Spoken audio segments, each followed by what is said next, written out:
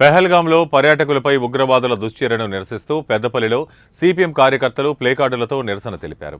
కాశ్మీర్ పెహల్గాం ఉగ్రవాదుల దాడిలో కాల్పుల్లో పర్యాటకులు చనిపోవడం చాలా బాధాకరమని సిపిఐఎం జిల్లా కార్యదర్శి ఎర్రవెల్లి ముత్యంరావు విచారం వ్యక్తం చేశారు. ఉగ్రవాదుల చర్య ఏ రూపంలో ఉన్నా రాజకీయాలకు అతీతంగా అన్ని రాజకీయ పార్టీలు ఖండించాల్సిన అవసరం ఎంతైనా ఉందన్నారు. ఈ దేశాన్ని చిన్నాభిన్నం చేయడానికి ఉగ్రవాదులు చేస్తున్న చర్యలకు ప్రతిచర్యగా ఉగ్రవాదులను తొదముట్టించాలన్నారు. భారతీయ మిలిటరీ సైన్యాన్ని పెంచవలసిన అవసరం ఎంతైనా ఉందని అభిప్రాయపడ్డారు. ఉగ్రవాదుల దాడులు జరగకుండా చర్యలు తీసుకోవాలని కేంద్ర ప్రభుత్వాన్ని డిమాండ్ చేశారు.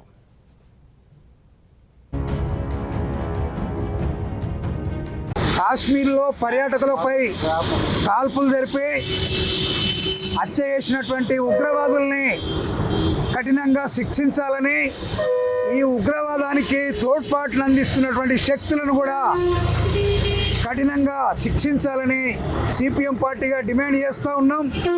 శాంతియుతంగా ఉన్నటువంటి కాశ్మీర్ ప్రాంతంలో మళ్ళీ ఉగ్రవాద చర్యలతోటి అలజడి సృష్టించి అశాంతికి కారణమవుతున్నటువంటి శక్తులను, దాని వెనుకున్నటువంటి సూత్రధారులను కూడా పట్టుకోవాలని భారత ప్రభుత్వం ఇట్లాంటి ఉగ్రవాద చర్యలకు ఖచ్చితంగా ప్రతిఘటన ఇవ్వాలని సిపిఎం పార్టీగా డిమాండ్ చేస్తూ ఉన్నాం.